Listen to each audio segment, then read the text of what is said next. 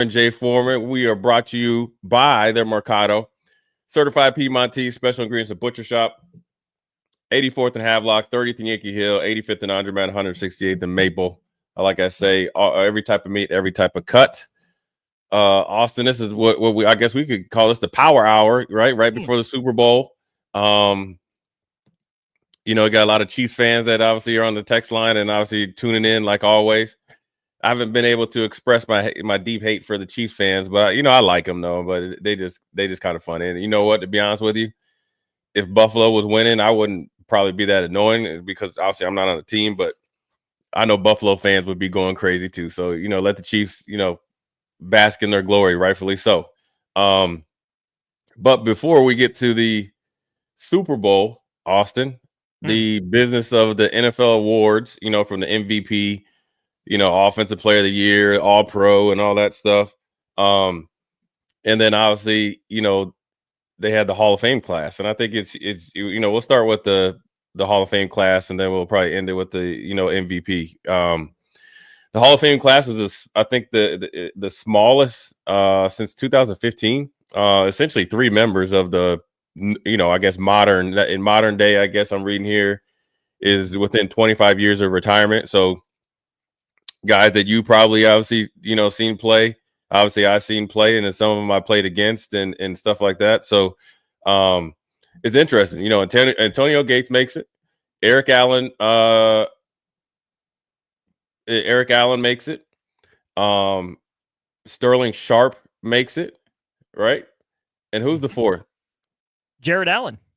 Jared Allen, that's right. Jared Allen. Yep. I think Jared Allen was probably a year too late, but he made it. And I guess the most interesting one was probably Eric Allen. Right? It's hard to sit up here and say, look, I by no means, should, I'm not discrediting him, by any means, but I look at like it's weird how like Eric Allen makes it, but Torrey Holt doesn't make it. Right? Reggie Wayne doesn't make it. I would probably say Torrey Holt before Reggie Wayne. Why would you say that? I'm just curious for your rationale. Well, Torrey Holt did it in a harder part of the league. He did it, he did it before, but then also he was a part of NFL history. Same with Reggie Wayne. I'm not taking anything away from Reggie, but I'm talking about the greatest show on turf. Who's a part of that? Torrey Holt. And Torrey Holt was the ultimate in consistency. And yeah, you can look at stats and all that stuff, but the league drastically changed when Reggie Wayne and those guys started taking over. So that's why I would put Torrey Holt before it. But at the end of the day, and this is not taking anything away from Eric Allen. He was obviously a lockdown corner. I think he had I'm reading here, he had 6 interceptions for touchdowns. But I think it's just an odd man out. And to be honest with you, it's always like that because even like the older guys that make it, they're the odd man out. Like, the funny thing about it, I'm thinking like, I think Roger Craig should be in. I think, my dad should be in. I think they should go in together probably next year. That'd be great. It'd be actually a great NFL story nationwide or whatever. But I think the older guys have been passed over in an afterthought for so long that they sometimes stick out, right? When you look at Sterling Sharp, right? I mean, he was an unstoppable force until he had a neck injury that he had to unfortunately retire from, which he probably, with modern medicine right now, he might be able to still play. And the big thing that hurt him was probably just longevity in stats. Well, then eventually he gets in. Now it helps that your brother's an iconic media member and all that stuff, but that's what you can call it nepotism or what, but Sterling Sharp is worthy, but there's a lot of guys that are worthy that haven't gotten in. And so it's never a fun probably process, for the guys that don't get in. And it's probably not as fun as it is for people that get in because you're just waiting and then you get the knock on the door. So, look, you got to congratulate the class, with Antonio Gates and Jared Allen, Eric Allen, and obviously Sterling Sharp. Here's a funny story about Antonio Gates. I'll never forget we were playing him, right? We were about to play him. Finally, a story about another tight end that's not Dallas Clark. It's about time. Well, listen, this is actually kind of funny. So, like back then you didn't have, it wasn't like a lot of NFL Network, or you didn't see any practices. You just would get like, well, obviously we played San Diego the first game of the year. And, we'd see newspaper clippings. This Antonio Gates, he's killing people. And, he's a former basketball player, killing people in practice. I was like, man, listen, like, I went against Marcus Pollard. I mean, he's good. I mean, how good could this dude be? Right? Like, 6'5", so what? I went against Gonzalez. What? Like, and so then like the tape that we had, I remember it was like not he didn't do much, and like it wasn't very good film like of a preseason game. So I was like, yeah, he's fast, but I really won't be covering. We didn't run a lot of cover two, because we felt we had to obviously really hone in on LaDainian. So it was more like a lot of cover 4, 8, 1, 3. I'm like, cool. This is all good. This is, all right. If he comes across the middle, I'm gonna tighten him up a little bit. Man, he came, broke out the huddle. I said, this brother big. Hey, nah. hey, and the funny thing is he could run though, Austin. Because the first time, yeah. So what happened was I think they tested us a little bit. They shot him up the chute on our safety, Eric Brown. He was like, yo, he's calling me the general. He's like, yo, he's like, homeboy can run. I was like, I'll get some on him next time. He's like, all right, thanks. Because he ate up his cushion. So I'll never forget. He didn't really do much against us. You know what I'm saying. But then he started going berserk a little bit afterwards.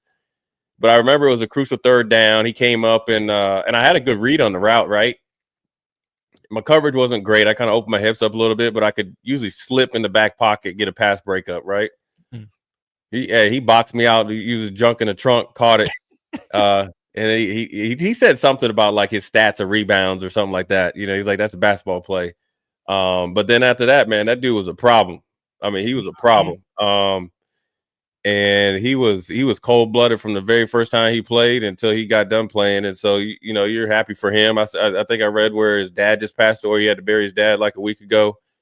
So, I mean, obviously there's a little bit of, a little bit of a low, and then obviously an ultimate high. And so hopefully he's able to, celebrate it, even with his dad passing away. And then obviously with Jared Allen, drafted by the Chiefs. I mean, listen, Jared Allen don't look like much when he was in Euro. He just looked like a dude you see at the bar. Yeah. Oh, yeah. Exactly. Right? Like find him out like the middle of nowhere, Montana. Hey, there's Jared Allen just hanging out. You know what Jared Allen looked like? He looked like a dude like if you had like on a Saturday, you at Home Depot. He just in there picking up some like 2x4s, going to make something. You know what I'm saying? And he could pass rush, man. Everywhere he went, he could get to the quarterback. Even when he went to Carolina, he could get to the quarterback, and he was an unstoppable force. I know for a fact. When he was with the Vikings, he was the truth. And so you're happy for him to get in. He's done a lot of different things after. Does a lot of charity work for veterans. Does a lot of stuff for like former NFL players that got battling some injuries and stuff. So he does he's a really good, down to earth dude. Also a good thing is he had a little mishap there with in Kansas City. They kind of jettisoned him. I probably wish they kept him. Hey, you want to give kudos to guys like that are able to bounce back. And then Eric Allen, look, I'm saying he's probably like the one where you like, okay, where did the votes come from, or what, but you just never know when or how. He was kind of like overshadowed, because you got to think when Buddy Ryan was out in Philly, he was the lockdown corner. Obviously he played with the 49ers and stuff like that, been very, very successful everywhere he's been. But kind of got overshadowed. But you're glad for a guy like that to get in. That means that for other guys, like I mentioned, Reggie Wayne, obviously Torrey Holt, the biggest snub for me, which is probably like the Patrick Willis treatment, is Luke Kuechly. If there's ever a first ballot Hall of Famer, it's him. I mean, to put up the numbers he did and be dominant 8 out of the 8 years he's been in the league, and left, pretty much left it all on the field. You wish he would have got a badge of honor that he, rightfully deserved. And that's an interesting one, because I think when you look at traditional kind of Hall of Fame voting and stats and whatnot, 8 years doesn't feel like that long, but Jay, I mean, you know what it's like to play 8 years in the NFL. That's not easy. Like that's a long time. That's a significant chunk of your life. So sure, the man didn't play, 12 years or 15 years or whatever it was. But to your point, he played at the top of his game. We never got to see, Luke Kuechly go downhill or take a slide. And that's maybe what some people would have used, had he played another 4 years and the injuries add up and his stats aren't the same. Oh, he really fell off. So we're holding it against him that, maybe he had another good year and a half or two left in the tank, but he didn't give himself the chance to get hurt and have those discussions about his legacy or his resume, whatever it is. I would have liked to have seen another couple of years out of Luke Kuechly. I can understand maybe on the surface why he didn't get in. And I think there's still enough of those kind of old school, old fashioned voters that vote on this sort of stuff that I'm not surprised he was kept out. But Luke Kuechly needs to be in next year. I was a little surprised by Marshall Yanda. That's another one of those guys who's kind of under the radar. I mean, two-time first team All Pro, 5-time second team, 8-time Pro Bowler champion. Kept his nose pretty clean, all that kind of good stuff. And the other one for me, Jay, is Adam Vinatieri. Leading scorer in the history of the NFL. Some really iconic moments. And I get it, he's a kicker. But again, let me repeat, leading scorer in the history of the NFL doesn't get in on his first ballot. And some of the most iconic kicks in the most iconic dynasty of the 2000s right now. I was shocked Vinny didn't get in on his first try. Yeah, it's definitely a small class, and I still think no matter what, Luke Kuechly should be in because Terrell Davis got in. And it's nothing against Terrell Davis. He just had his career cut short by injury, except for he won 2 Super Bowls. And so when you think of Adam Vinatieri, I was talking about, when I was down in New Orleans, that was his kick. I mean, obviously it was the tuck rule game before that, but he played 12 years after that. Yeah. 12. And went to a franchise with actual morals and values that is upstanding. So so for that too. It made some big kicks there. And like when you're an iconic player and you make iconic moments and you have the stats to back it up, it doesn't matter what position you play. And especially with him, with the Patriots behind him, with what he's doing, he does a little bit of media stuff, I think, right now. You would have think that he would have got in first ballot because he's a kicker that deserves it to get in there. I definitely still think Luke Kuechly deserves to get in there just because what he shaped that franchise. He got to a Super Bowl. He was unstoppable. And you can't. On one hand, you put Sterling Sharp in because his numbers are byproduct of his injury, but then you got a guy that has the same numbers comparable, and you're not putting him in.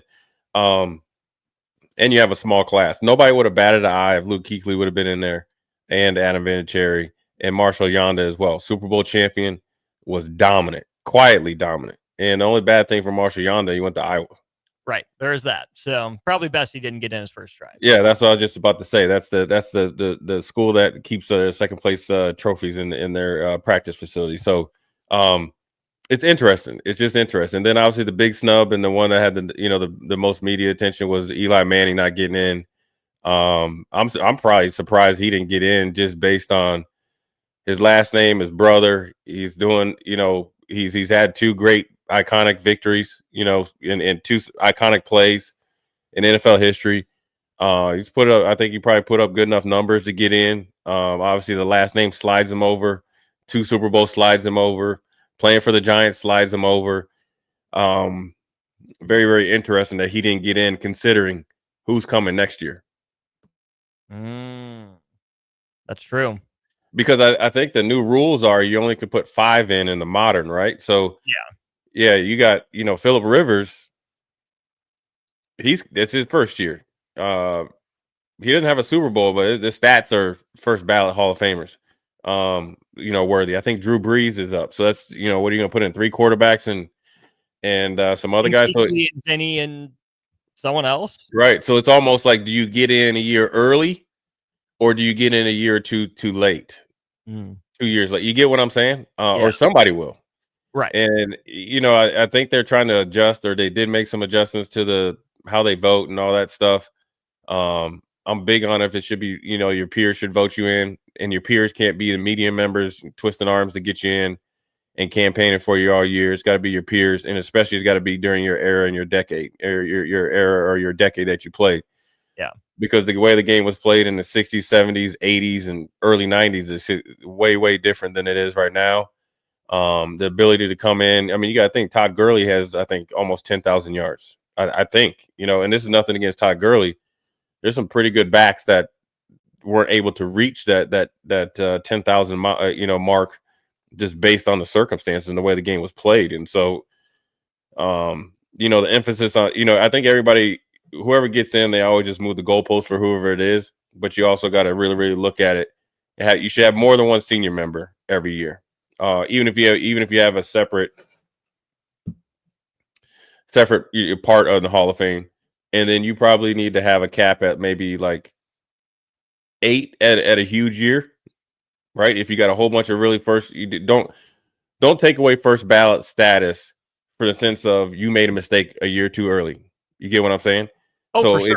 if you got to put 3 quarterbacks in next year, put them in and put the other guys in. And don't make the same mistake twice and keep doubling down on it until you think the numbers will add up. That's why it's always so interesting when these discussions come up, because you have to have guidelines in place, right? You can't just let anyone in, but you can't keep the good players out. You shouldn't keep the good players out. And that's where, it's nice for us. We have something to talk about, but whether you're a voter or you're running the Hall of Fame, whatever it is, there's got to be some room for nuance and context come into these discussions, because some years maybe there are only 3 guys that the voters feel are overwhelmingly good enough from the modern era to go in the Hall of Fame, and that's fine. I'm not saying they have to elect 5 every year, but Right. not electing 5 in a year like this makes you wonder why. And we don't hear from the vast majority of these Hall of Fame voters, if we hear from them at all, and that's fine. That's their choice. But a year like this, where there's so many deserving candidates, it would be nice to know from the people that voted no on Kuechly, that voted no on Wayne and Vinatieri and Yanda and Eli and people like that, just to know, like, what are you seeing? What are you not seeing? Because some years there is going to be a logjam where there's too many good players and you want to put them all in. And then it's just a casualty of, well, sorry, we limited ourselves to only 5 spots from the modern era. You got to give, you got to take. It's just kind of how the system works when it comes to these Hall of Fame voting things. So I guess I'm more disappointed in the voters for not making more correct choices and not maximizing their Hall of Fame potential in a year Right. that it was all in front of them to do it. Some years you got to be judicious. This year didn't seem like it was one of them. Yeah. Well, listen, it's in New Orleans, and Jahari Evans was a finalist. If you don't know Jahari Evans, he went to Hofstra, I think it was a small college, and he was a straight up bulldozer. He's probably one of the best guards of all time. I put his game up, in my opinion, ahead of Steve Hutchinson, and Steve Hutchinson got in. Oh yeah, Jahari Evans was the real deal. Steve Smith didn't make it. Fred Taylor didn't make it. Right. T. Sizzle Suggs didn't make it. And then here's probably the biggest snub. Darren Woodson, who redefined the big safety position, blitzing, safety moving down the linebacker, and then obviously Willie Anderson, who's the offensive tackle for the Bengals. If you talk to people that I played against him, and you talk to defensive linemen, they say he was essentially, they call him the shadow, because you ain't going nowhere. And he was a right tackle that moved like a left tackle. Extremely strong, but again, he played on some pretty light Bengals teams. But ultimately, there's 11 guys that didn't get in and 3 that did. So it went down to 14. You took 3 from the modern day and 1 from the senior division. I think that I'm 100% lock and step with you. I think they missed the boat here. I think they missed the opportunity that you could have put Jahari in as much as you put Eric Allen in, or both together. And you could have definitely knocked it out of the park with Adam Vinatieri, Luke Kuechly. You could have went off the wall with the Fred Taylor, who quiet as kept. He was a problem. I can tell you this right now. I lost more sleep playing against Fred Taylor, or potential going against Fred Taylor, than Marshall Faulk or Edgerrin James. Because Fred Taylor, I'm gonna tell you this before we go to break. He was the type of dude. Like, first of all, I'm talking junk to everybody. Period. Right off the rip. That's just because because I'm not going to leave a chance that we're not going to be on level 10. So I'm just getting the party started right from the get go because I'm getting in the game. So you got to think, I played in our division was Eddie George, Edgerrin James, Fred Taylor. Those are the three I faced, 6 times a year. Didn't lose. I mean, what I mean by lose sleep was it didn't have any fear. And I hate saying it because I think Eddie George is the Hall of Fame. What I mean by this, Fred Taylor, one misstep, one second guess, he's the fastest dude on the field at 230 pounds. Woo. And he can run with power. He had great vision. They had a great offensive line. And once he got going and he got confidence, he's a problem. Fortunately for us, we never let him get off because if you go back to some of his games, he didn't just get 100 yards. He's talking about 220, 230, and 60, 70-yard runs. And he was pretty dang consistent and was the only guy that they had at times, especially when they started getting rid of some of their really good players on the outside. So, there's a lot of guys that got overlooked. Hopefully everybody gets in, including my dad and Roger Craig and all the other people that should be getting in and really should have been in the past. But more importantly, you want to tip the hat to the 4 guys that get in and celebrate them.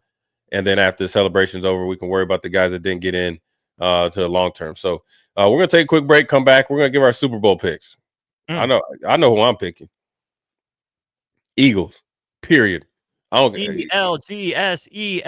Hey, by 1,000. Saquon Barkley. They got Saquon Barkley, Jay. Saquon got to do his thing.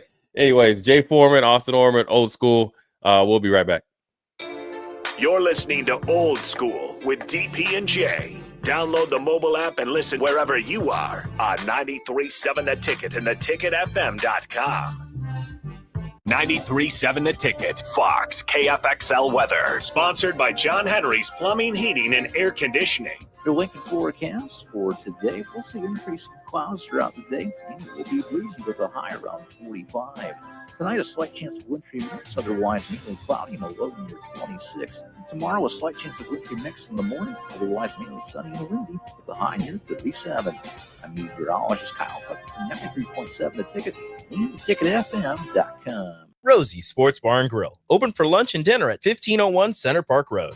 Hi everyone, Kendall Warnock, A1 Automotive in downtown Lincoln. The last few years have been wild, but we've been here for you through all the ups and downs, and we'll be here for you when you need us the most, for all your travels and for your day-to-day driving. With winter conditions causing problems all over town, the last thing anyone needs this year is constant car troubles. Let us help you drive in peace and make sure you drive to work and to winter destinations safe.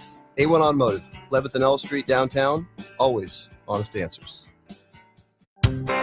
Jack Russell of Farm Bureau Financial Services is here to help you protect things that are most important to you. Whether it's your home, your family, or your future, Jack Russell has the proven experience to get the job done while developing authentic relationships with you. Give Jack a call today at 402-421-9100. Again, that's 402-421-9100 and learn how you can excel in the complicated world of insurance. Jack Russell of Farm Bureau Financial Services, a trusted and well-respected representative since 1999. Ever wonder what it's like to work for a company that actually cares? At Lincoln Industries, they're revolutionizing local manufacturing while taking care of their most valuable asset, their people. When you join their team, you'll enjoy comprehensive health coverage, wellness initiatives that work around your life, and benefits that show they're serious about your future.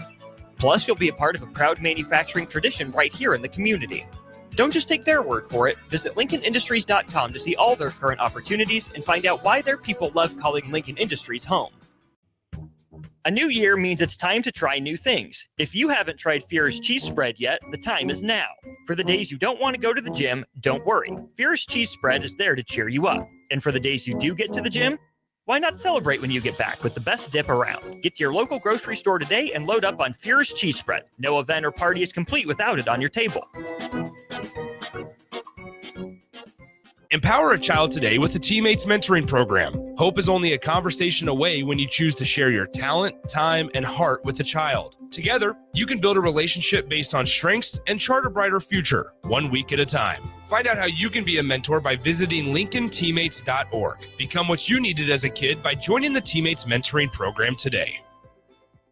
Garage doors can break down or quit working at the worst times. At Doors Plus, they understand that a broken garage sometimes means repair and not replace. Sometimes, all you need to make your door like new again is a few bolts, realignment, or even a new balance. Trust the pros at Doors Plus to handle your garage door repair the right way so you can get on with your busy schedule. Visit them online at doorsplusllc.com or give them a call at 402-590-5800. Are you ready for a new opportunity? Check out Sandhills Global. Join a dynamic team where your skills are valued and your career can soar. We offer full-time positions with a 4.5-day work week, competitive pay, excellent benefits, and a positive work environment. From IT and marketing to sales and finance, we're looking for talented individuals like you. Apply today at sandhills.jobs and take the first step towards an exciting future. That's sandhills.jobs. Don't wait. Apply now. Discover the difference that expertise and experience can make in your real estate journey with Next Ag Appraisal and Realty. Whether you need an appraisal, sales, or farm management, Next Ag comes up with a solution with your legacy and goals in mind. Next Ag isn't just their name, it's your future. So why wait? Visit their website today at www.nextagrealestate.com or give them a call at 402-380-0432 and turn your dreams into reality. Your land, your legacy, their solution. Next Ag Appraisal and Realty. Back to old school on 93.7 The Ticket and theticketfm.com. What up? We're back. Jay Foreman, Austin Oerman. Second segment, old school on a Friday, pre-Super Bowl, Austin.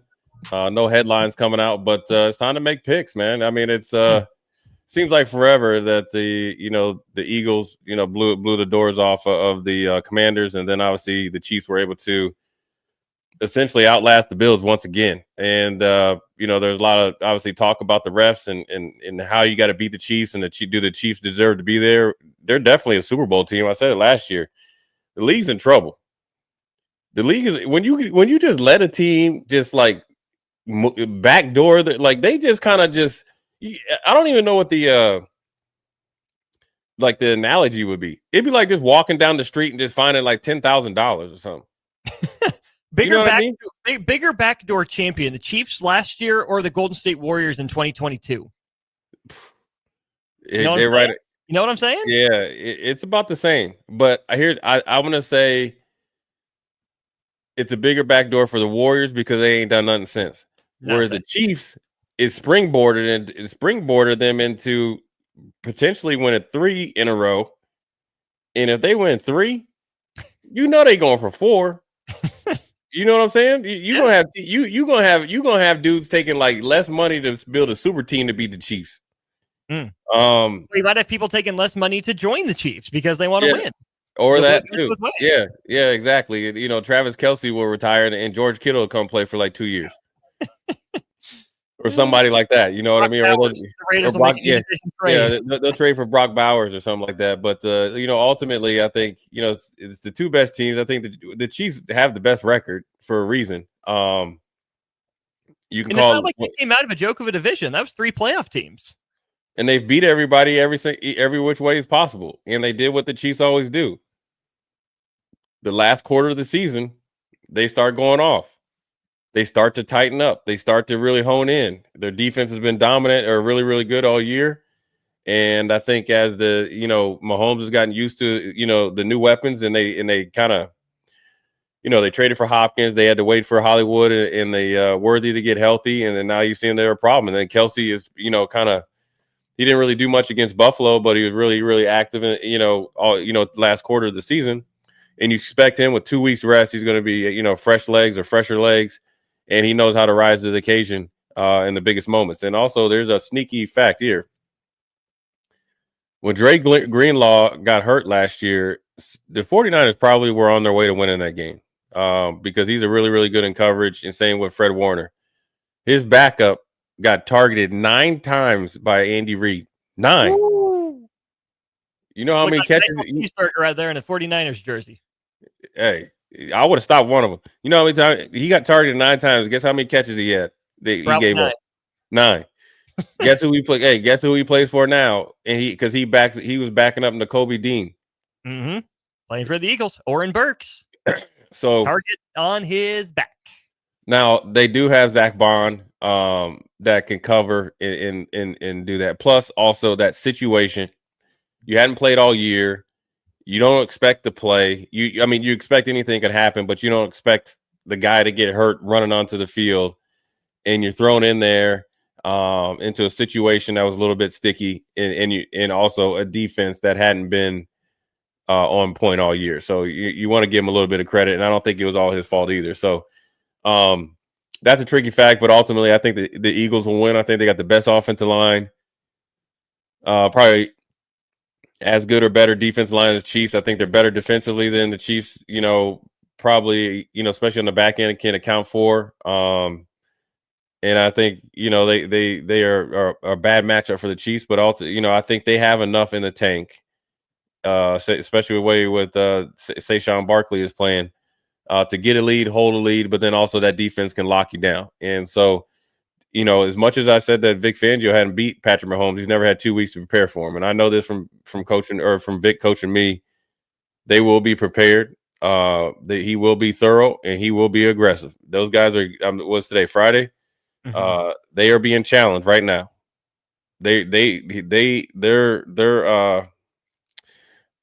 intestinal fortitude, whatever you want to call it, manhood is being tested right now, in a good way. And Vic is breathing life into those guys, but then also he's understanding like this is a man's game, and I can guarantee you he's challenging Jalen Carter to rise to the occasion. You got Brandon Graham rising to the occasion. He's going to bring it out of everybody, and make sure that they go out there and perform. So I think the Eagles will win. I hope the Eagles win too. You've been for saying America's sake. You America's team.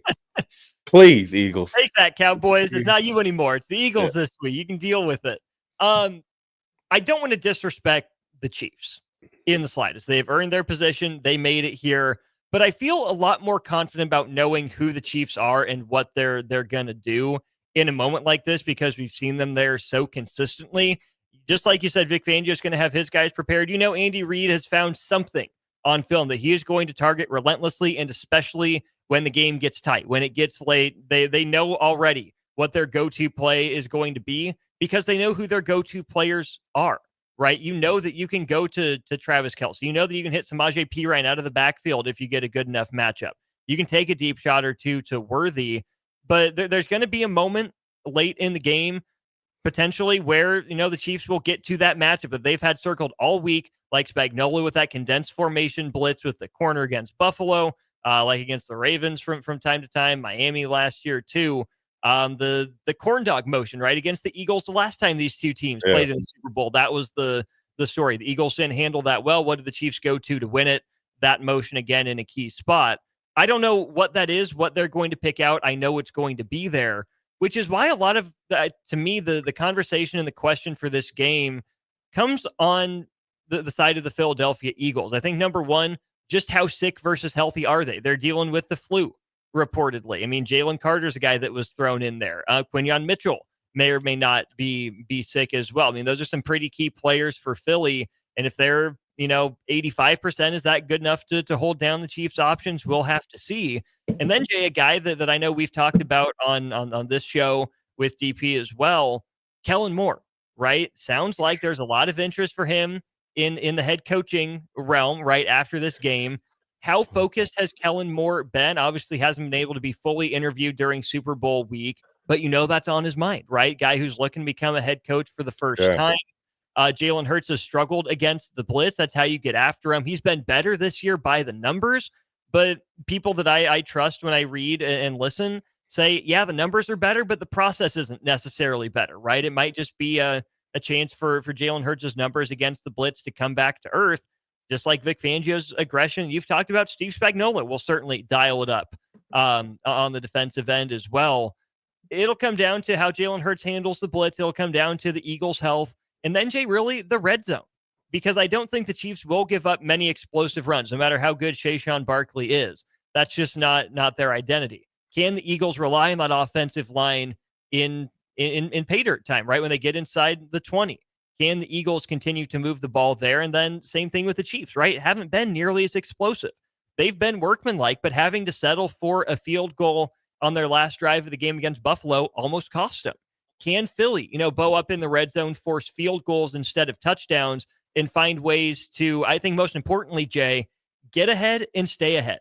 If they're up by 2 possessions, you don't feel comfortable. You can still use Saquon Barkley. They probably will.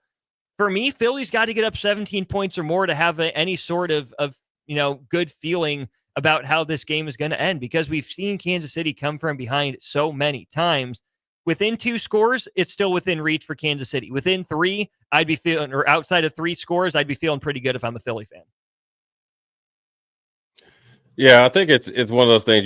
Philly's got to be able to keep control of the game. I don't think you're going to blow Kansas City out by any means, because I think Andy Reid and those guys actually perform better over time if they're down by 2 or 3 scores. So really, you want to keep them. You want to be like anywhere from 13 to 16 points up on the Chiefs. Not 21, not 28, like the Houston Texans were a couple years ago. So I think ultimately, the Chiefs are a great team. Eagles are a great team. The sickness is obviously going to be an issue, but I think when you got to play one game, I like to think with the the trainers and everything that they have, they'll be ready to go. A lot of the game plan is put in effect, before they get to New Orleans. So it could be an issue, but ultimately the best players got to rise to the top. So that includes Jalen Hurts, and if he's healthy, the blitz can get there, but he's also good enough to beat the blitz with his legs, and then obviously he throws one of the best deep balls in the league. So I still think Philly's going to win. It's going to be a tough game, but then ultimately I wouldn't be surprised if the Chiefs win, though. So one more thing, though. Mississippi Mud Dog, 10,000 yards for Todd Gurley. I was a little bit overestimated. I was talking about total yards. That's the mark when you think of an all-purpose back, but he was right at like 8,400 or something like that. What I mean by that is when the game changed, it's easier to you can't hit guys across the middle. You can get more passing yards. You get more passing yards, it's going to soften the defense. That means you're starting to have bigger running games. Which then when you go from a 12 game or 14 game season to 16 games, and you play like 8-9 years like my dad played, that's a full season, right? So versus for Todd Gurley and those guys with the lax rules. So that's what the reference was. And yes, Amon Green has more yards than Todd Gurley. Yes, Amon Green should be higher in the Hall of Fame pecking order, but that's the whole point. Guys like Amon Green, like my dad, in different eras. Like my dad made it far down the process, right? I think they brought 5 senior members, towards the very end to the whatever, and they picked one. He was in the top 31, so hopefully he can make a big push next year. So that's all I'm saying. The process needs to be a little bit tweaked, but you know what? Again, you want to celebrate the guys that get in. So, anyways, we're going to take a quick break. Come back, put a bow on this Friday edition pre-Super Bowl. Jay Foreman, Austin Oerman. We'll be right back. Watch Old School live on Facebook, YouTube, or Twitch. Old School with DP and J on 93.7 The Ticket and theticketfm.com. Jack Russell of Farm Bureau Financial Services is here to help you protect things that are most important to you. Whether it's your home, your family, or your future, Jack Russell has the proven experience to get the job done while developing authentic relationships with you. Give Jack a call today at 402-421-9100. Again, that's 402-421-9100, and learn how you can excel in the complicated world of insurance. Jack Russell of Farm Bureau Financial Services, a trusted and well-respected representative since 1999. Discover the difference that expertise and experience can make in your real estate journey with Next Ag Appraisal and Realty. Whether you need an appraisal, sales, or farm management, Next Ag comes up with a solution with your legacy and goals in mind. Next Ag isn't just their name, it's your future. So why wait? Visit their website today at www.nextagrealestate.com or give them a call at 402-380-0432 and turn your dreams into reality. Your land, your legacy, their solutions. Next Ag Appraisal and Realty. Rock the box with the Lincoln Stars. Join us Friday, February 7th for Rivalry Night as we host the Omaha Lancers at 7:05 p.m. at the Icebox. Enjoy buy one, get one free Busch Light Tall Boys and $3 Michelob Ultra Draw Pour drafts all game long while supplies last. Help us try to sell out the Icebox for the first time since 2019. Join us for Rivalry Night on February 7th by getting your tickets at LincolnStars.com. What's going on, fans? This is Lexi Rodriguez, four-time All-American at Nebraska and now proud member of Omaha's newest professional team, Love Omaha Volleyball. League One Volleyball is bringing the heat this year. Don't miss your chance to see Olympians, national players, and national champions right here in Omaha from now through April. We can't wait to see you cheering us on in the stands. Visit lovboma.com to buy single match tickets to see me and Love Omaha Volleyball in action this season. Go Big Green! 93.7 The Ticket, Fox, KFXL weather. Sponsored by John Henry's Plumbing, Heating, and Air Conditioning. Your Lincoln forecast for today, we'll see increasing clouds throughout the day. And it will be breezy with a high around 45. Tonight, a slight chance of wintry mix, otherwise mainly cloudy and a low near 26. Tomorrow, a slight chance of wintry mix in the morning, otherwise mainly sunny and windy with a high near 37. I'm meteorologist Kyle Tucker from 93.7 The Ticket and theticketfm.com. Stop asking your friends if they're hosting a party this Sunday and come for the real party instead. Join 93.7 The Ticket for the big game at Wings and Rings at 68th and O this Sunday and walk away with great prizes just for showing up. Why worry about making a great spread of food for the game at your house when you can enjoy all the great wings and more at Wings and Rings? It's the big game party with 93.7 The Ticket at Wings and Rings this Sunday at 68th and O.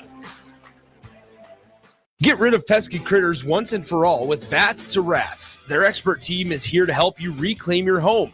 No more sleepless nights caused by crawling critters or flapping wings. Bats to Rats ensures a safe environment for every family member. Check the website at batstorats.com for amazing offers. And if you mention this ad, you'll receive $10 off your initial inspection cost. Call Bats to Rats today at 402-781-8691. That's 402-781-8691. Bats to Rats. Your home is your empire. Protect it with Empire Fence. Get a free instant quote with the online estimating tool at empire-fence.com. See an upfront estimate with no hidden fees. An Empire Fence can provide privacy and improve the appearance of your home. Keep kids and pets in or out of your yard. Increase security and add value to your property. Visit empire-fence.com now to view the stylish and maintenance-free possibilities for your home and get a free instant online quote. Let Empire Fence protect your empire. Have you been injured in an accident and don't know where to turn? You need an attorney you can trust to handle your case with professionalism and compassion. The attorneys at Liberty Law Group understand that a call to an attorney is a call for help. If you've been injured, we want to help you. Liberty Law's experienced attorneys are committed to the pursuit of justice for those injured. Call Liberty Law Group and find out how we can help get you the compensation you deserve. Call 877-42-LIBERTY. 877-42-LIBERTY. Liberty Law Group. Trial attorneys you can trust. Ready to spruce up your space? No matter what project is on your list, you can check it off at the Nebraska Builders Home and Garden Show, February 7th through the 9th at the Sandhills Global Event Center. With over 200 businesses under one roof, you'll find the latest in home innovations and experts to handle your dream projects. Admission is just $10, and children 12 and under are free. For more information, visit the Home and Garden Show online at hbal.org. Raising little ones is a big job, and you do your best to give them a good start every day. That means making sure they're well cared for while you're apart. You work hard, but it's not always easy to make ends meet. There may be help. Find out if you qualify for Nebraska's Child Care Tax Credit for working parents. You could be eligible for a credit of up to $2,000 per child on your next tax return. Learn more at nebraskachildcaretaxcredit.org. Brought to you by First 5 Nebraska and Nebraska Children and Families Foundation and aired by the Nebraska Broadcasters Association and this station. Coming at you live from the heart of Lincoln, America. This is Old School, sponsored by the Mercado by Certified Piedmontese. Nebraska Football Hall of Famer Jay Foreman and Austin Oerman. Old School with Foreman and Oerman on 93.7 The Ticket and theticketfm.com. Well, we're back to Old School, Foreman and Oerman. A little bit of pre-football. And then we got the corner three, right, Austin? And then a little high school basketball. But, Austin, you know, everybody does. I'm not a big gambler, but they do prop bets. So, over, under for you, Austin, the national anthem. How long does it usually take? What, like minute 50, something like that? Are you going over or under 2 minutes? I don't even know who's doing it. Oh, John Batiste, whoever that is. Yeah, me either. I don't know him. Style of music. I'll give John under 2 minutes. I'll go under. I'm gonna go over. Okay. He's gonna get a little New Orleans flavor, probably bring some New Orleans like jazz into it or something, maybe. I don't know. Second big question. Do you think Kendrick Lamar sings like Not Like Us? Oh, he has to. He has to. Doesn't mean you just won 5 Grammys for it. You can't just leave that one on the sidelines. Everyone knows what it's about already. So won't he get in trouble? Probably, but I don't know. I mean, what? This is his second time at the Super Bowl, I think. I don't know. They said Drake. He waiting for make a lawsuit. Well, that'd be kind of a sucker move, but isn't that kind of what Drake's known for now? I don't know. He ain't came back though. I mean, he taking it on the chin. He might got PTSD. You might have took all his lyricists, mindset away. I don't.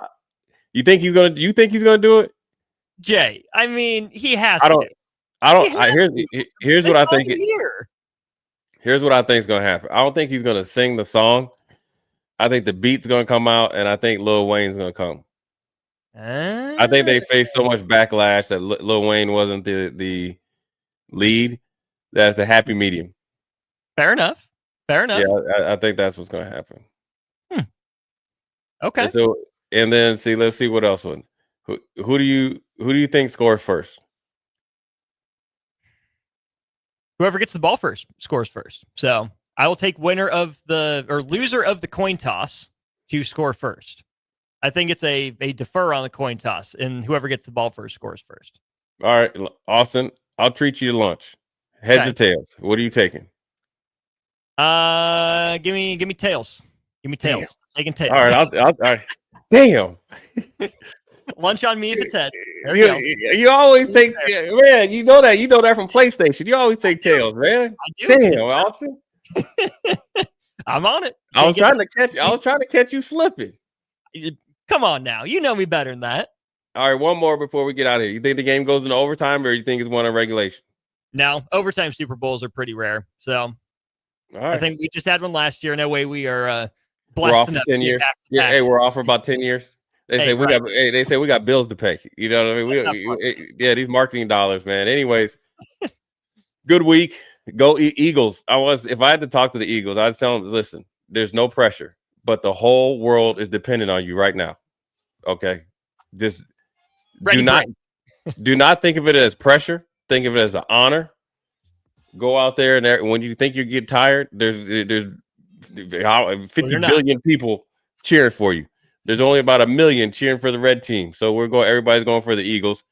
Anyways, Jay Foreman, Austin Oerman, Old School on this Friday. Once again, stay tuned for Corner 3 and high school basketball. This is Old School. We'll holler at you after Eagles victory.